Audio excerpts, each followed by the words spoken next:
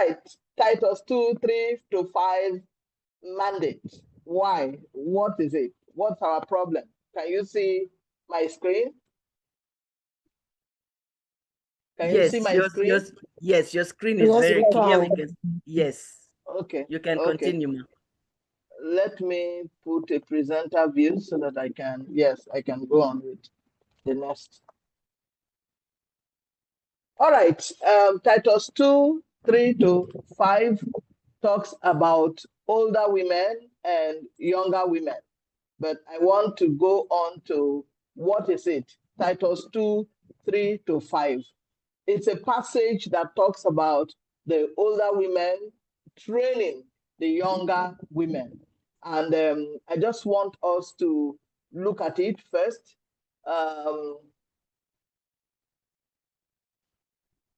Similarly, it says, teach the older women to live in a way that honors God. They must not slander others or be heavy drinkers. Instead, they should teach others what is good. Those older women must train, watch, teach, and watch, train. Must train the younger women to love their husbands and their children, to live wisely and be pure, to work in their homes, to do good, and to be submissive to their husbands. Then they will not bring shame on the word of God. I'm not preaching, I'm just explaining what it is. So I'll just go on to who are the older women? Who are the older women? Most times when we talk about older women, we're talking about older in age, which is correct. Older women, older in age, older in experience. Most older women in age are older in experience in so many other things. So they are older in experience. But I have found out that many of us have found out that you can be older in quotes in so many other things. You can be older because you have a greater knowledge on a particular thing. So in that particular thing, you are older. You can be older because you've had more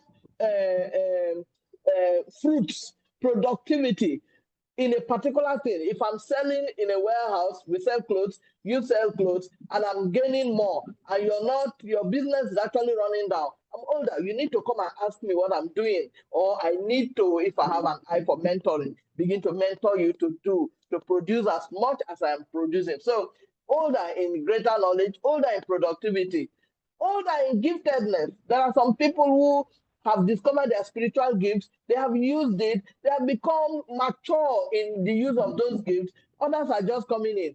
They might be younger than you, but they have become more mature in using that. So the older woman would want to say that the older woman is not just older in age and experience, she's also older in knowledge, in productivity, in spiritual gifts, in use of talents. She can be older.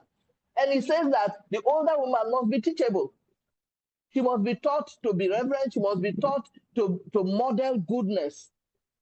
She must be taught to be quiet. She must be taught to be quiet, almost like to have self-control. It's not everything, yeah, you talk, okay? So I find that God is talking about women and talk. The first thing is slandering, and what you say. You must say things that are good. You must say things that are respectful.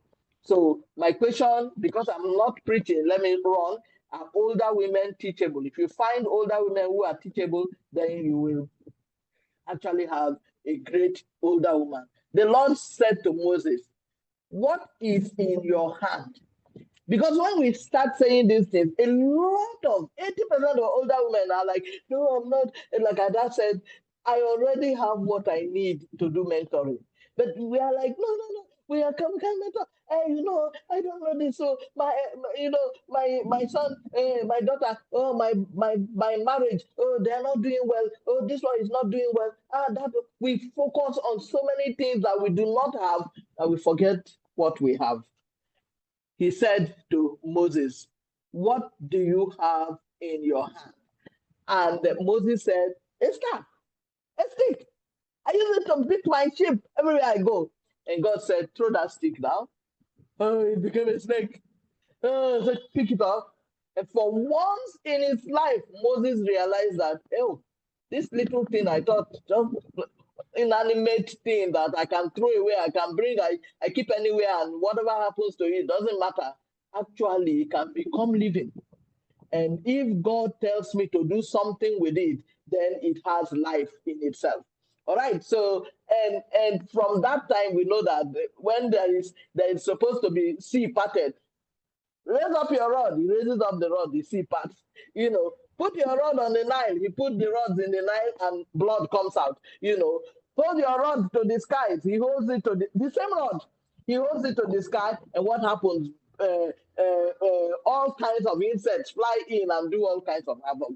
So, what you have in your hand is important for God to use. In another place, the Lord said to Moses when they reached the Red Sea, why are you crying out to me? A lot of us are crying out to God. A lot of us are saying, what will we do?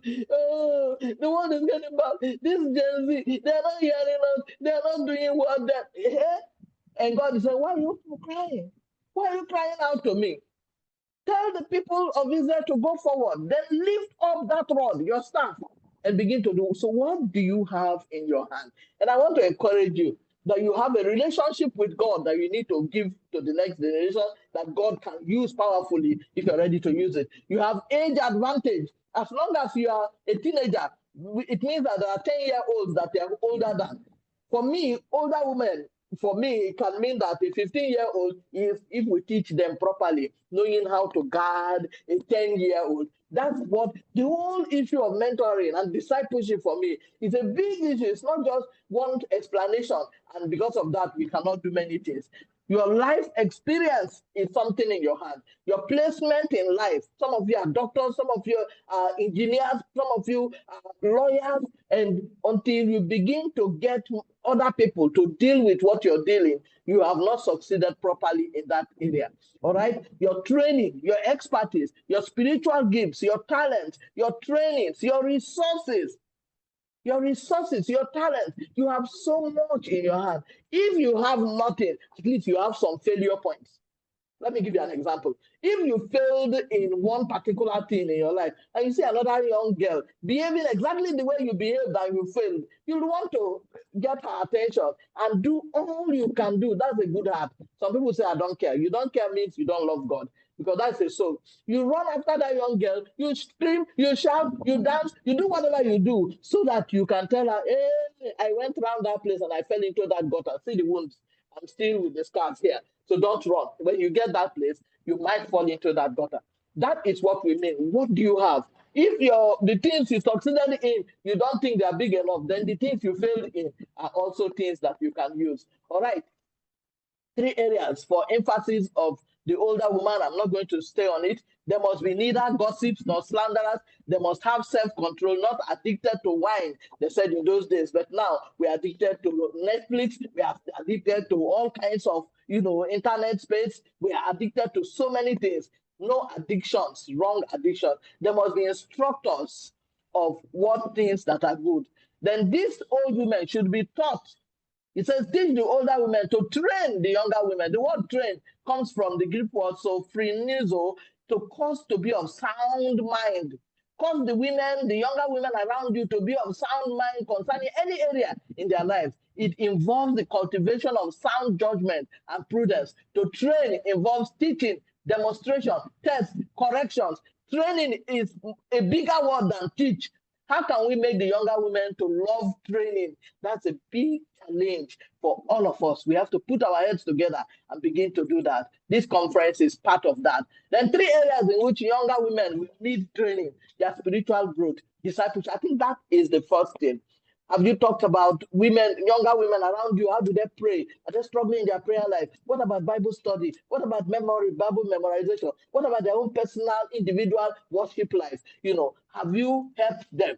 Okay? And then you help in relationship. Relationship is a huge thing. How to love God, how to get your husbands, love your husband, deal with your children, home keepers, in-laws, and all that relationship. The third thing is their work ethics, their personal productivity. What are they doing? Are they balanced in what they are doing? Now he says young women should be sensible, pure, good homekeepers and submissive to their husbands. Why? So that God's message will not be slandered. God's message will not be slandered. And I'm ending now because I'm not speaking and my time is up, I think. Be sensible, it says. Older women, train younger women to be sensible, to be pure, to be workers at home, to be kind, to be subject to their own husband, so that the word of God will not be dishonored. That so that is what our passion is. That's so that the word of God, wherever we are, will not be dishonored because a younger woman does not know what to do in a situation. I really want to help younger women all around me, not just younger women. I deal with younger boys, younger men, every person who is ready to listen. I'm ready to mentor. Let's believe God that the word of God will not be dishonored where we are because we did not train the younger women. I want to stop. Thank you very much. Thank you.